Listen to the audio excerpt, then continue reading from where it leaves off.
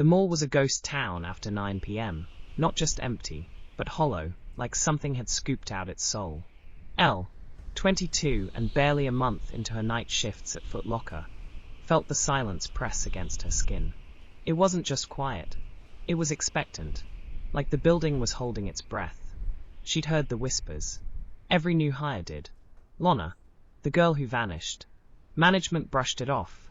Urban legend, they said. But the way they avoided eye contact when they said it made Elle wonder. Tonight, she was closing with Bryce, a part-timer who never stopped clicking his pen. The sound echoed too loud in the stillness.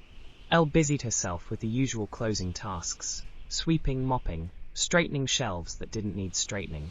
The stockroom loomed behind her like a cave, its towering stacks of shoeboxes casting long shadows. She hated going in there alone. The ladders creaked too much. The air felt too still. At 8:37 p.m., a pair of shoes shifted on the shelf. Just a nudge. Elle froze. No one was near. She told herself it was nothing. Maybe the shelf was uneven. Maybe. Bryce disappeared into the back to count inventory. Elle stayed near the register, scrolling her phone. That's when the music glitched. The upbeat playlist warped, slowed, then stopped. A low hum replaced it, like a breath caught in a throat. The lights flickered. Just once. But when they came back, something was wrong. The mirror. The tall, full-length mirror by the try-on benches showed the store as it was. Except for one thing. A figure. Standing just outside the stockroom door. Tall. Still. Wearing a black vest. Elle turned. No one. She looked back at the mirror. He was closer now. His grin stretched too wide, his eyes too open. Like he'd forgotten how to blink. Then came the whisper, right behind her ear, "You saw me." She spun. Empty air. Heart hammering, she ran to find Bryce. The corridor to the back seemed longer than before, darker. The air felt thick, like walking through syrup. She found him at the inventory computer. He didn't turn.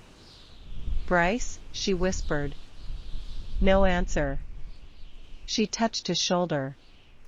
He twisted around too fast. That grin. The same one. Eyes wide, unblinking. He raised a finger to his lips. "Shoo." Elle stumbled back. Something scraped above them in the ceiling tiles. Then came the laughter, soft, rising, wrong.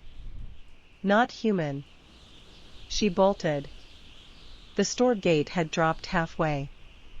Lights flickered violently. Shoes were scattered across the floor like they'd been thrown. In the center, under a stuttering light, stood the man in the vest. Mr. Grin. Still. Watching. Elle ducked behind the counter. Her phone had no signal. The Wi-Fi was gone. She could hear breathing, right above her. Then, "You belong here now." She turned on her flashlight and crawled toward the emergency exit. Shoes littered the floor, laces knotted, soles torn, as if clawed from the inside out. She reached the door. The push bar clicked. Nothing. Footsteps. Bare. Slow. A whisper, "You looked too long." She spun the flashlight. It landed on the mirror by the exit. Her reflection didn't move. It smiled. "Shoo." Elle screamed.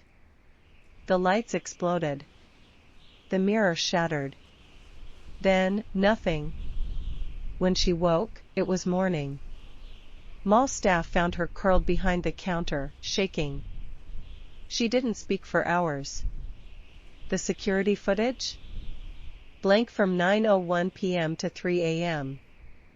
Except one frame. 2:13 a.m. A figure. Near the mirror. Vest. Grin. Watching. Elle quit the next day. Left town.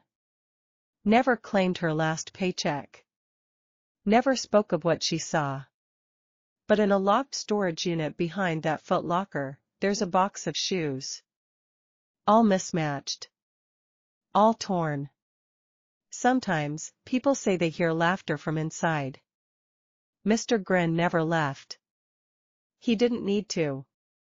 He was already in the floor.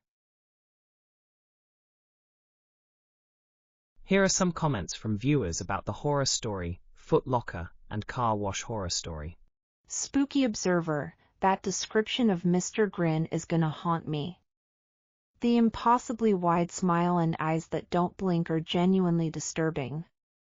And the shoe gesture is so creepy, like he's telling you to be quiet about what you're seeing. It feels like he's silencing his victims. Spooky observer, I totally agree. Mr. Grin's character is truly unsettling.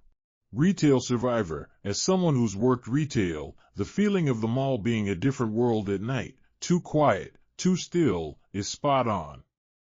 The story captures that isolation during closing shifts.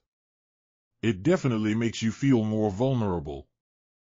Retail survivor, the isolation of night shifts can indeed be eerie.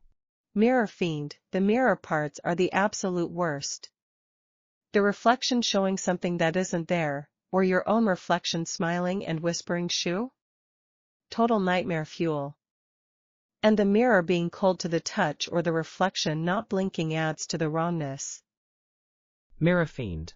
Mirrors can definitely add a layer of horror to any story. Anonymous user, what's the deal with the shoes? They aren't just props, they're moving, scattered and torn, like something clawed through them. And the box of torn shoes left behind and shoes appearing outside doors, it feels like the entity is tied to them somehow, maybe even came from the shoes. Anonymous user, the shoes are definitely a key element in the story's mystery. Mall ghost, the way the store's space changes, hallways stretching, the layout shifting, the gate closing itself, is terrifying. It turns a familiar place into a trap. It's like the building itself is alive and working against you.